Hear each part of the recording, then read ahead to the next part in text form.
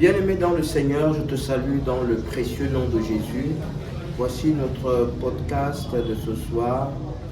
C'est notre édition de notre prédication de chaque jour sur notre chaîne Mitak TV. Je te souhaite la bienvenue, toi qui nous rejoins, toi qui es abonné, toi qui es connecté, toi qui nous suis de partout dans le monde. Reçois la bénédiction du Seigneur, une bénédiction spéciale, une visitation spéciale en ce temps de faveur, en ce temps de bénédiction. Que l'Éternel où tu te trouves te localise et te fasse du bien. Note bien cette date, note bien cette heure. C'est descendu dans ta vie dès cet instant et ça a été scellé. Et Dieu a accompli la parole de son prophète pour la gloire de son nom. Reçois donc toutes mes salutations.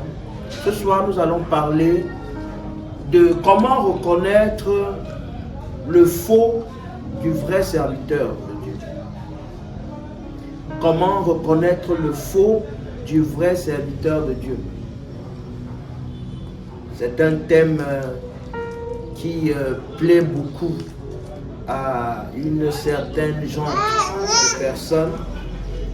C'est un thème certainement qui fera plaisir à ceux qui attendent dans cette vidéo, qui vont voir les images des pasteurs sorciers, des pasteurs vampires, des pasteurs qui font les incantations. Ce ne sera pas de ça qu'il s'agit. Mais ce que je viens ce soir dénoncer, c'est ce jeu du diable que beaucoup de serviteurs de Dieu disent les vrais. Parce que ceux qui font généralement ce genre de démonstration, font certaines chaînes même sur YouTube, font une démonstration pour faire l'étalage des faux pasteurs, des faux serviteurs de Dieu, et ainsi de suite. Et ils se retrouveraient peut-être me prendraient même comme un collègue. Mais ce n'est pas de ça qu'il s'agit. Moi, au contraire, je viens leur dire, arrêtez de mettre l'accent sur les faux. Montrez-nous les vrais. Montrez-nous les vrais. Arrêtez de mettre l'accent sur les faux. Montrez-nous les vrais. J'entends des gens traiter les autres de faux, les autres de vrais, d'incantateurs, de magiciens, avec des critères, des critères très banaux, finalement. Parce qu'un serviteur de Dieu a la foule, écoutez les critères. Pour eux, voici les critères. Hein. Un serviteur qui a la grande foule, un serviteur qui fait des miracles, un serviteur qui draine des foules, je l'ai dit, un serviteur qui fait des miracles, un serviteur qui, comment on appelle ça, chez qui il y a une façon spéciale de faire les miracles. Alors directement, on tire sur cette personne et on le taxe de faux, on le taxe de magicien, on le taxe de tous les noms, qu'il a pris des pouvoirs. Mais jamais on ne nous a montré au moins un qui est vrai. Un, avec des critères aussi semblables. Parce que celui réellement que Dieu approuve fait ces choses aussi, devrait même faire ces choses. Le Seigneur a dit, hein, celui qui croit en moi fera de plus grandes choses que ce que j'ai fait. Ça peut être en nombre, comme on veut faire sortir de la théologie, on veut parler trop théologie. Ça peut être en nombre, ça peut être en qualité aussi. Ça peut être en nombre, ça peut être en qualité. Ça peut être en puissance. Celui donc qui est dit vrai, mais il fait aussi les mêmes choses. Il devrait faire les mêmes choses. L'apôtre Paul le dit, que la parole de Dieu ne se résume pas en parole, mais en démonstration de puissance. Mais si dans la puissance, et le Seigneur le dit, en mon nom, vous chasserez les démons. Vous boirez des breuvages mortels, ils ne vous feront rien. Mais ce sont des critères qui sont communs à tous ceux-là qui cherchent le Seigneur vraiment, qui se sont sacrifiés pour rester dans la présence de Dieu. Ce sont des critères puissants. Le Seigneur dit dans Jérémie 29, 11, moi l'Éternel, je connais les projets que j'ai formés sur toi, les projets de paix, les projets de bonheur, je donne un avenir à espérer. Ce qui est certain, c'est que dans les projets d'un serviteur de Dieu, dans les projets de Dieu pour un serviteur de Dieu, il y a tout ce qu'il doit accomplir. Nous allons entrer dans des spécificités tout à l'heure. Mais je viens déjà relever que tous les critères généralement brandis pour présenter les faux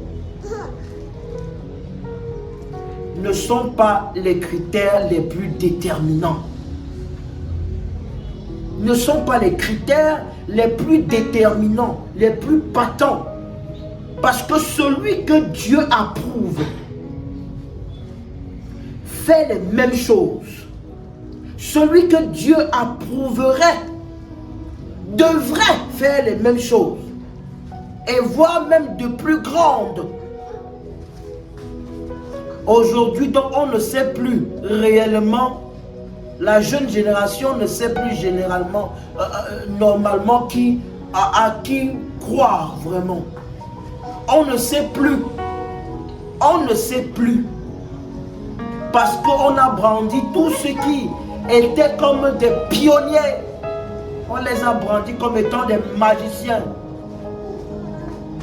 Au point où certains ont traité les patriarches comme les Idaosa.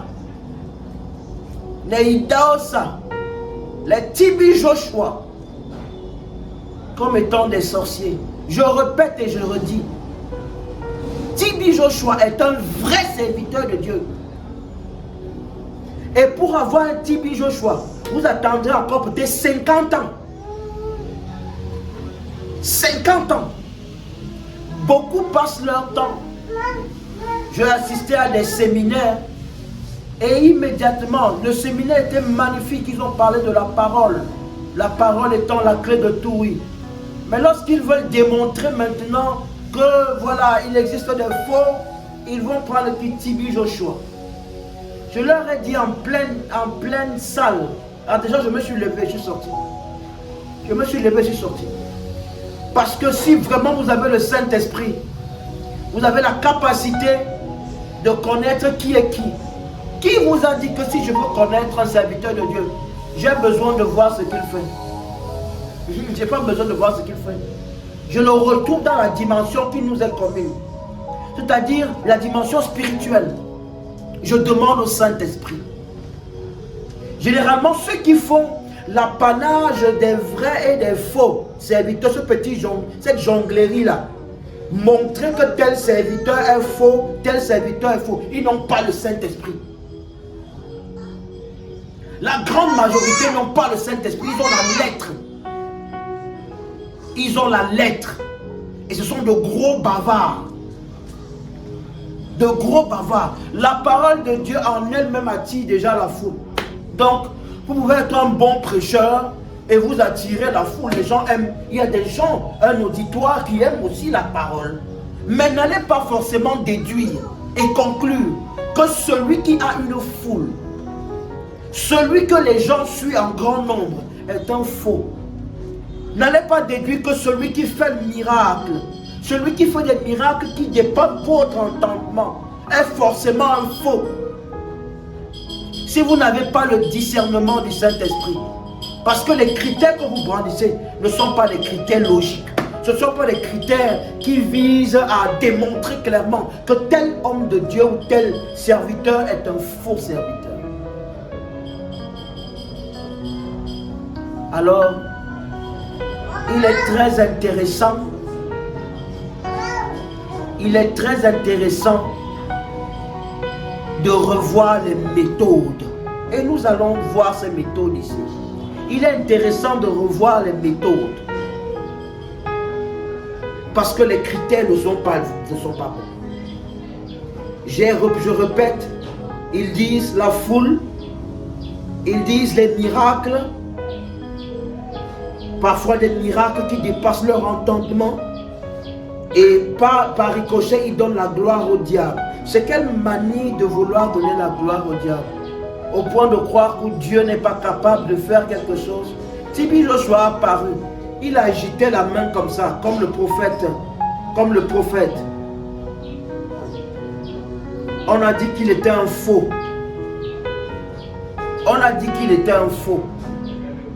TB Joshua s'est roulé sur de la poussière et un paralytique en a fait pareil. Il s'est levé, il a marché. On a dit que TB Joshua était un sorcier. Je réitère, c'est une dispensation exceptionnelle qui a été donnée à cet homme. Et même si des pétitions sont montées partout pour démontrer qu'il était un faux, l'Esprit de Dieu a témoigné à mon esprit. J'engage ma foi dans cette affaire. L'Esprit de Dieu a témoigné à mon esprit que TB Joshua est un vrai serviteur de Dieu. Alors, qu'est-ce que vous prêchez? Les critères selon vous qui devraient être les bons et les meilleurs. Les critères, premier critère, qu'est-ce qu'il prêche? Cet homme que l'on appelle TB Joshua, de bout en bout, j'ai suivi cet homme durant tout son parcours. Cet homme a prêché 156 fois sur l'amour. Je dis 156 fois sur l'amour. 500 fois sur comment bâtir sa relation avec Dieu. Seulement ces deux chiffres et ces deux thèmes vous montrent à suffisance la dimension et la portée ministérielle dans laquelle cet homme était. Tout ce qui te ramène à Dieu, tout ce qui t'aide à bâtir ta relation avec Dieu, viennent de Dieu. Tout ce qui te ramène à eux ne sont pas de Dieu. Voilà un critère qui peut être plus probant que brandir, ils drainent des foules, ils font des miracles. Pourquoi vous-même vous n'en faites pas? Pourquoi vous-même vous n'en faites pas? Vous qui passez votre temps à dire que tel est sorcier, tel est machin, pourquoi vous-même vous n'en faites pas? Montrez-nous votre église et montrez-nous les miracles que vous faites, parce que voilà le signe qui accompagneront ceux qui auront cru. À mon nom, ils chasseront les démons.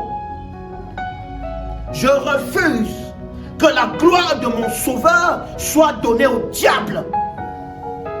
Je refuse que la gloire de mon Dieu soit donnée au diable. À cause des personnes qui n'ont aucune relation avec le Saint-Esprit. Ils n'ont aucune relation avec le Saint-Esprit. Alors ils ne peuvent que juger de leurs yeux que comment celui-ci peut faire les choses comme ça. Mais c'est lui qui fait. Le Dieu qui est en lui, l'Esprit qui est en lui, c'est l'Esprit qui a créé le monde entier. Et Jésus l'a dit, celui qui croit en moi fera des choses plus grandes que ce que j'ai fait. Donc premier critère, c'est ce que quelqu'un prêche. Et j'ai pris un exemple de TB Joshua. Des chiffres, des statistiques claires. Et les thèmes forts sur lesquels on gravité. Je ne suis pas allé dans le détail par rapport à sa générosité à n'en plus finir, sa générosité n'en plus pareil. Beaucoup iraient même à dire que non, ça c'est le salaka. C'est pour déranger, c'est pour combler ses insuffisances. C'est une technique même dans les loges et les machins. C'est une technique, faire des dons et des machins. Mais sa générosité dépasse l'entendement de beaucoup. Donc il est clair, il est établi que pour reconnaître un vrai serviteur, premièrement, il faut écouter ce qu'il prêche. Et je vous rappelle que ce qu'un homme de Dieu prêche n'est pas compris comme vous le pensez. Il est compris par l'esprit. Tout ce que l'esprit te conduit dans toute la vérité, dans une suite, dans leur prolongement, ça vient de Dieu. Parce que cet homme de Dieu a reçu la portion de connaissance qui est la sienne. À chaque fois que je me suis assis à écouter le prophète Tibi Joshua, le Seigneur a continué sa prédication dans ma chambre. Il a continué. Il a continué à parler. Le Saint-Esprit a continué à parler. Et à attester. Et à acquiescer. Parfois des choses que lui, il me disait dans ma chambre. Il me réveille en pleine nuit et il me dit, allume la télé. Dès que j'allume la télé, je tombe sur Tibi Joshua. Tibi Joshua en direct est en train de prêcher sur le même passage. Et sur le même thème. Et les mêmes mots. Qui peut faire ça? Si ce n'est pas le Saint-Esprit. Qui peut faire ça? Donc voilà un premier critère. Deuxième critère, aller dans l'esprit. Pour connaître réellement un serviteur, aller dans l'esprit. Pourquoi vous croyez que les choses de Dieu sont charnelles? Les choses de Dieu sont spirituelles. Et ce n'est que par l'esprit. Ce n'est que par l'esprit qu'on connaît les choses de Dieu. Ce n'est que par l'esprit qu'on connaît le serviteur de Dieu. C'est pourquoi beaucoup de personnes se retrouvent en train de juger le serviteur. Beaucoup de personnes se retrouvent en train d'avoir des attitudes. Parce que nous n'apprenons pas à nous connaître. Jean n'avait pas de vêtements. Mais c'est Jean n'avait pas une condition sociale meilleure. Mais c'est à Jean qu'il a été donné de baptiser le Sauveur. C'est à Jean qu'il a été donné de baptiser le Sauveur. Et à personne d'autre. C'est à Jean. Et la Bible, elle est claire. La Bible, elle est claire. Jean le dit clairement. Celui dont il m'a été dit que celui que tu verras, la colombe descendre du ciel, celui-là est mon fils. Dieu a donné un signal. Dieu a donné un signe de reconnaissance de son fils. À qui? À Jean. Peut-être des années avant, Dieu a parlé à Jean concernant le Messie qui est en train d'arriver, son fils unique qui est en train d'arriver. Et lorsque Jésus s'est présenté à lui, il a dit, voici l'agneau de Dieu qui ôte le péché du monde. Jésus pouvait être surpris. Il pouvait être surpris que mais celui-ci me connaît où? On doit se connaître par l'esprit. Arrêtez de chercher à connaître les gens par la chair. Arrêtez de chercher à connaître les hommes de Dieu par la chair. Vous vous tromperez. Connais ton pasteur par l'esprit. Il représente qui? Il est quoi? Dans le règne spirituel, qui est-il? Est-ce une autorité? Est-ce un vase d'honneur ou un vase d'usage vil? Voilà dans le deuxième critère. Nous devons nous connaître par l'esprit. Parfois nous nous trompons. Vous rencontrez quelqu'un avec des sandalettes. Vous rencontrez quelqu'un de conditions sociales très misérables. Vous le simplifiez. Vous lui manquez de respect. Alors que c'est un monument. C'est un soldat, c'est un général dans le règne spirituel. Mais vous vous prosternez habituellement parce que vous voyez une grosse voiture, parce que vous voyez un gros quelqu'un. C'est bien d'en avoir, c'est magnifique. Surtout quand vous travaillez et c'est possible de bien travailler et d'être bien rémunéré. C'est possible. Donc, la richesse n'est pas forcément le signe d'une secte ou bien de quelque chose. Il ne faut pas avoir peur de ces choses. C'est celui qui en a fait l'usage. C'est celui qui en a fait l'usage et en a utilisé les moyens les plus louches, qui a peur de sa finalité. Alors il faut comprendre de manière claire et de manière très simple. Vous vous prosternez habituellement chez des soi-disant grands. Vous vous prosternez habituellement chez des soi-disant grands. Mais vous ne savez pas que ce sont des gros serpents. Et à toute personne que vous montrerez votre frontanelle, il sera votre Seigneur. Toute personne à qui vous montrerez votre frontanelle sera votre Seigneur. En l'appelant grand, grand, grand. Parce que vous ne connaissez même pas. Vous n'avez aucun discernement. Aucun discernement. Connaissez les gens par l'esprit. Alors vous ne vous perdrez pas. Soit avant d'aller dans une croisade, vous aurez le temps au moins de prier et de dire: Seigneur, qui est cet homme chez qui je m'en vais chercher ta grâce? Seigneur, qui est ceci? Qui est tel autre qui m'a donné une prophétie? C'est qui? Est-ce qu'il prêche par l'esprit de Mammon? Est-ce qu'il prêche il donne des révélations par l'esprit de Python? Parce qu'il y a des gens qui sont tellement contents de la prophétie, mais ils ne savent même pas l'origine de la prophétie. Pour eux, le plus important, c'est de donner la prophétie. Ce n'est pas le plus important.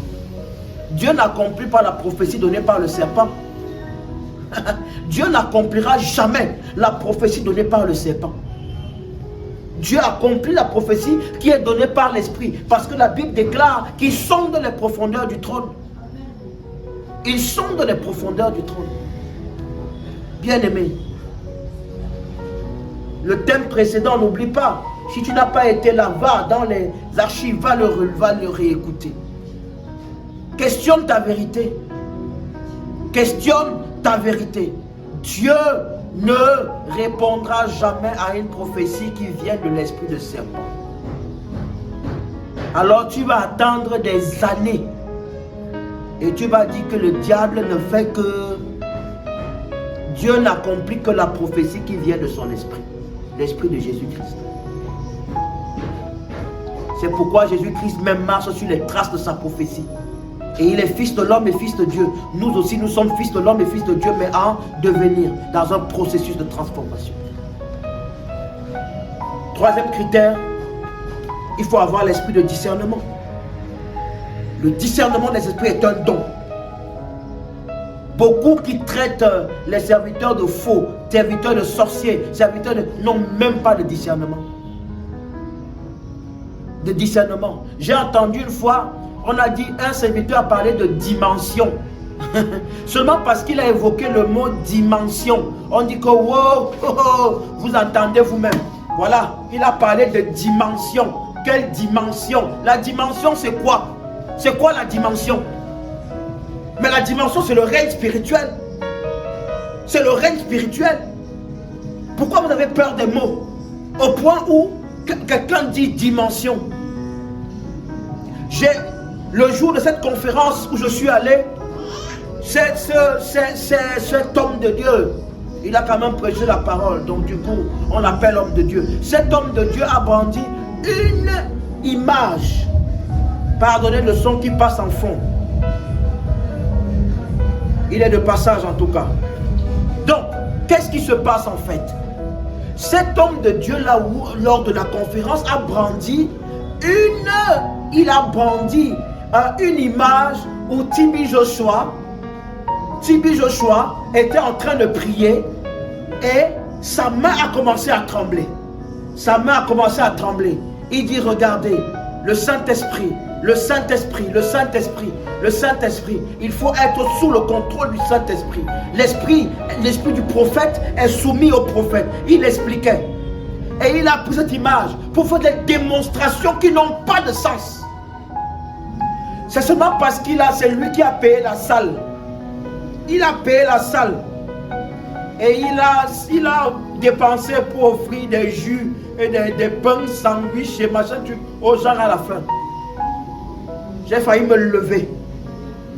J'ai failli me lever. Alors pour ne pas déranger sa conférence, qui était une conférence trop théologique, pas d'esprit, pas de Saint-Esprit, juste du bavardage. Et je rappelle qu'en littérature, on apprend comment traiter un test. On apprend comment traiter un test. Donc c'est pas parce que tu as pris des fragments de passages bibliques, tu les as rassemblés, que tu as l'esprit, tu as le Saint-Esprit. C'est faux, c'est de la grosse théologie. Et la théologie n'est qu'une science. La théologie n'est qu'une science. Et chaque science, toute science a des limites. Le Saint-Esprit. Le Saint-Esprit se meut comme il veut. Le Saint-Esprit agit comme il veut. Et selon son choix, il est souverain. Les démonstrations faites n'ont pas de sens. Les démonstrations faites manquent de pertinence dans la recherche. Il n'y a même pas la recherche dans tout ce qu'ils font. Il n'y a pas de recherche. Il n'y a aucune recherche. Alors bien-aimé, cultive l'esprit de discernement. Recherche-le ardemment. Recherche l'esprit de discernement. Le discernement des esprits, c'est un don. On prie pour l'avoir. Mais beaucoup ne l'ont pas, mais veulent se livrer à un exercice qui est réservé. Qui est réservé vraiment à des élus, à ceux qui ont reçu le mandat. Et il a dit, le Seigneur m'a donné le nom de juge. Juge de quoi? Où tu n'arrives même pas à reconnaître qui est un vrai, qui est un faux. Juge de quoi? Quel est le Dieu qui t'a appelé juge? Et ça aussi, nous, on peut questionner. On peut aussi questionner. On peut questionner le Dieu de ta chambre qui a confirmé. Qui a confirmé que Dieu t'a appelé un juge? Dieu t'a appelé juge. Qui a confirmé cette affaire? C'est le Dieu de ta chambre qui a parlé. C'est le Dieu de ta chambre qui a tout dit. Et il t'a dit, vas-y. Je rappelle que même Moïse, après avoir causé avec l'Éternel, cela a été confirmé au moins par Aaron. Même par Myriam, avant qu'elle ne se révolte. Donc tous. Et la Bible dit clairement, Dieu augmenta l'autorité de qui? De Moïse auprès du peuple. Dans ces choses-là, on ne dit jamais, voici mon beau chapeau. Si ton chapeau est beau, ça se voit. TB Joshua n'a jamais appelé les médias. TB Joshua n'a jamais appelé les médias. TB Joshua n'a fait que poursuivre la vision et augmenter ses heures de connexion devant l'Éternel. Et voilà une de ses phrases. Il a dit, if you want to make great things with God, you must have a great relationship with God. Si tu veux faire de grandes choses avec le Seigneur, tu dois avoir une grande intimité avec Dieu. Et plus tu passes du temps dans la présence de Dieu, plus tu te télécharges. Tu te télécharges de la nature de Dieu. Donc bien aimé, voici 3 critères. 3 critères. Écoute ce que la personne prêche. N'écoute pas avec la chair, écoute avec l'esprit. Et la preuve, c'est que l'Esprit de Dieu te témoigne, rend témoignage de l'enseignement qui est donné. Premier critère. Deuxième critère, nous devons nous connaître par l'Esprit. Nous devons nous connaître par l'Esprit. Sinon, les serviteurs de Dieu combattront d'autres serviteurs de Dieu. À cause de quoi? Du troisième élément, du troisième critère. L'absence de quoi? De l'esprit de discernement. L'armée donc, pour préparer la grande bataille de l'Armageddon, doit pouvoir se connaître. Nous devons pouvoir nous connaître. Nous devons pouvoir nous connaître par l'esprit et avancer en rang de bataille serré et ne pas laisser des pseudo-connaissances, des pseudo-savoirs, des pseudo-comparaisons venir infiltrer le corps et jouer le jeu du diable, jeu du malin. Voilà de quoi il s'agit. Alors, bien-aimé, ne donne pas foi. Je n'en disconviens pas du tout. Il y a des mercenaires dans la bergerie. Il y a des faux dans la bergerie, c'est possible. Il y a des sorciers. Il y en a beaucoup qui partent prendre des écorces, qui partent prendre des pouvoirs, qui cherchent même les savons magiques. C'est possible toutes ces choses. Mon direct ou ma prédication n'est pas pour dédouaner l'existence, mais c'est simplement pour dire: ne faites pas l'apanage du faux. On ne fait pas un procès en sorcellerie. Au lieu de passer votre temps à nous montrer qui est faux, dites-nous qui est vrai. Et là, ça nous permettra de mieux distinguer le vrai du faux. Parce que jamais ceux qui ont fait la propagande des faux ne nous ont montré qui est vrai. Et quels sont les critères du vrai? D'accord? Quels sont les critères du vrai? C'est celui qui a une assemblée de 3 membres. C'est celui qui marche à pied avec les gros pantalons et les t-shirts et les chemises qui ont les cols sont abandonnés. C'est ça le vrai. Donnez 5 millions, donnez 10 millions à celui-là, on verra après. Donc les critères. Job, c'est pas parce que Job est pauvre. Job a passé un temps de pauvreté que la présence de Dieu a quitté, l'a abandonné. C'est pas non plus parce qu'on est puissamment riche que Dieu est avec nous. Tous ces critères-là, ce n'est pas la preuve de la présence de Dieu. Ce n'est pas la preuve. Et Job en a une parfaite illustration. Le seul critère véritable, c'est la paix. C'est la paix dans le cœur. C'est la paix dans le cœur. Alors de la même manière, vous demandez le travail à Dieu.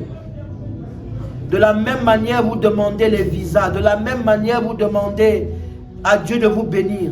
Demandez aussi à Dieu de vous montrer le serviteur de Dieu sous qui il vous a appelé. Demandez aussi au serviteur de Dieu, demandez aussi à Dieu de vous montrer, prier, le sujet de prière phare, le sujet de prière que vous devrez faire. C'est de demander: Seigneur, sous quelle onction tu m'as déposé? Sous quel roi tu m'as déposé? Sous quel roi tu m'as assigné? Il y a eu beaucoup de rois, mais tous ceux qui sont sous David produiront les fruits de David, c'est-à-dire l'obéissance, c'est-à-dire savoir reconnaître ses fautes, c'est-à-dire la soumission à Dieu. Mais ceux qui sont sous le roi Saül produiront la rébellion, produiront la désobéissance. Il est aussi donc important de demander à Dieu de te donner le bon roi, de te donner le serviteur sous qui tu es prédestiné à recevoir tes bénédictions. Parce que contrairement à ce que beaucoup pensent, l'Église est un relâchement. Le serviteur de Dieu a une portion de ta bénédiction. Il a ta chose. Le vrai serviteur de Dieu sous qui Dieu t'a placé a ta chose dans ses mains. Il a ta chose dans sa bouche. Il a ta chose. Il a ton légume dans sa bouche. Il a ta bénédiction dans sa bouche. Il a une portion de sa grâce qui doit influencer ta vie. Alors lorsqu'on te dira, parce qu'aujourd'hui il a persévéré, il a tenu bon pendant des années, il a persévéré devant le Seigneur et Dieu l'a béni. Lorsqu'on fera des montages pour dire que celui-ci est un sorcier, il a vendu ses cheveux pour être quelque chose, tu diras: j'étais là. tu diras je t'ai là, lors du commencement. Et il n'est jamais allé au Nigeria. Il n'est jamais allé au Ghana. Il n'est jamais allé au Bénin pour chercher les pouvoirs. On a bâti avec lui tous les jours. Et aujourd'hui, Dieu l'a élevé. Parce que celui qui achève la course voit la gloire de Dieu. Donc bien aimé, j'ai voulu partager ces moments avec toi. Afin d'enlever tout équivoque. Tout équivoque concernant les vrais et les faux serviteurs. Souvenez-vous de la parabole où on a semé l'ivraie. Le maître de la moisson a dit, laissez-les croître ensemble. Et la Bible nous dit, le temps viendra où on saura qui est de Dieu et qui n'est pas de Dieu. Le temps viendra. Personne ne vous a donné le mandat de faire ce travail. Personne ne vous a donné le mandat de faire ce travail.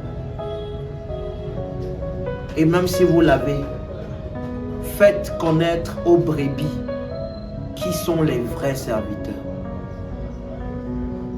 Faites connaître aux brebis, mettez la lumière sur le vrai. Et laissez le faux dans les ténèbres.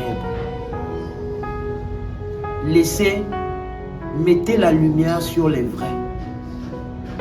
Parce que si vous avez le secret du faux, alors c'est évident que vous avez aussi le secret du vrai. Faites-nous donc voir le vrai. Mais montrez-nous le vrai qui présente aussi les mêmes signes. Parce que la gloire ne peut pas être donnée au diable. Ce n'est pas possible. La gloire ne peut pas être donnée au diable. Voilà pourquoi j'ai voulu faire cette intervention pour lever tout équivoque et permettre aux bien-aimés de pouvoir comprendre véritablement qu'est-ce qu'il faut faire pour distinguer le vrai du faux. Et cette fois-ci, vous l'avez véritablement. 3 critères vous ont été donnés. Premier critère, ce que la personne prêche, l'écouter par l'esprit. Deuxième chose, connaître le serviteur par l'esprit. Et par quoi? Par la prière. Demande à Dieu de te dire qui est ton pasteur. Demande à Dieu de te parler de tel pasteur dont on critique. Beaucoup ne font pas de cette prière. Beaucoup ne demandent pas à Dieu de les aider à faire ça. Et on fait un découpage de quelque chose que l'homme de Dieu a pu dire, d'un geste qu'il a pu faire, d'une attitude qu'il a eue, et on déduit que regardez, c'est le signe de tel, c'est le signe de ceci. Mais dans des envolées, on peut se retrouver en train de faire quelque chose. Dans des envolées, dans des transes, on peut se retrouver en train de dire, même le parler en langue. Qu'est-ce qui vous prouve en dehors de l'esprit que ce n'est pas une incantation qui est en train d'être faite? Donc faites très attention. Connaissons-nous par l'esprit. Jean connaissait Jésus par l'esprit. C'est pourquoi la relation a été facile. Et il a envoyé ses serviteurs et demandé, est-ce que c'est toi? Parce qu'il voulait confirmer. Il avait besoin de confirmer. Il a envoyé ses serviteurs et lui demandé, a demandé à Jésus, est-ce que c'est toi que l'on attendait? Jésus lui a dit, les aveugles voient, les sourds entendent, et la parole de Dieu est prêchée. C'était le signe. On se reconnaît que par les signes. Non pas des signes qui ne font pas l'objet d'une recherche spirituelle. Je te salue dans le précieux nom de Jésus. Et je prie l'Éternel, je prie l'Esprit de Dieu de te conduire dans l'exactitude de cette portion de la connaissance qui m'a été donnée, afin de partager cela avec toi. Je te prie et je prie pour toi que tu demeures béni, que tu continues à aller vers la connaissance. Car seule la connaissance apporte l'onction. La connaissance apporte le savoir. La connaissance apporte même le discernement des esprits. Et que tu ne te laisses plus emporter par tout vent de doctrine. Beaucoup d'assemblées ont été balayées. Beaucoup de vies ont été chamboulées. Tout simplement parce que, à cause de ces personnes qui n'ont pas de relation avec Dieu, qui n'ont pas d'esprit de discernement, qui ne savent pas interroger le Saint-Esprit, et ils ont taxé des serviteurs de Dieu de sorciers, de ceci, de vampires, d'incantateurs et de tout ça, alors qu'il n'en était rien. Il est temps que la vérité soit dite. C'est pourquoi saisis celle-ci, garde-la. Je prie pour toi, après nous allons clore. Père, je te rends grâce. Alors que ta parole est sortie, Seigneur, je prie que se répande sur ton peuple l'esprit de discernement, afin qu'il ne tombe plus sous le joug de ces chaînes de YouTube et de télévision qui passent leur temps à faire une stigmatisation du faux. Je prie, Seigneur, que la connaissance des vrais serviteurs de Dieu se répande, que la lumière soit faite sur les vrais et que les faux restent dans les ténèbres. Que la lumière soit mise, les projecteurs soient mis sur les vrais. Et qu'on les aide même, qu'on les soutienne. Parce que ceux qui font l'apanage des vrais et des faux là, ne savent même pas qui est vrai. Ne savent même pas distinguer qui est vrai. C'est pourquoi ils ont traité ton saint serviteur TB Joshua de tous les noms. Et aujourd'hui, du peu qu'on se tienne sur les réseaux sociaux, on entend, il est un grand, il est un grand, il vous fera, il mettra du temps, mais tous reconnaîtront un jour que TB Joshua était un vrai serviteur. Père, je te rends grâce, que cette connaissance se répande, que cette connaissance, qu'on apprenne à se connaître par l'esprit. Seul moyen par lequel on pourra savoir qui est de Dieu et qui n'est pas de Dieu. Lorsque les serviteurs de Dieu se connaîtront par l'esprit, se connaîtront par l'esprit, se connaîtront par l'esprit. Que cette connaissance se répande dans le corps de Christ, au nom de Jésus-Christ. Je te dis merci infiniment, parce que le temps est venu. Le temps est venu que tout le monde sache qu'il est important que l'on se connaisse par l'esprit. Que tu connaisses ton frère, ta soeur, serviteur, servant du Seigneur par l'esprit.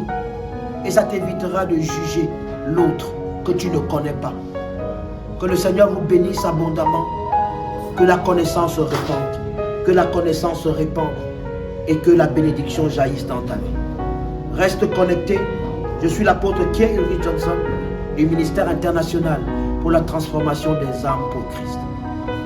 Nos cultes, les dimanches, dès 9h, le jeudi comme celui-ci, dès 18h, pour un moment de prière, de délivrance et de restauration des vies. Nous sommes donc à Bepanda, le lieu dit américain. Nous répondons aux contacts qui vont s'afficher au bas de l'écran. Tu peux nous joindre, tu peux nous appeler pour une assistance spirituelle. Sois béni, demeure béni. Le Seigneur est avec toi. Shalom, shalom, shalom.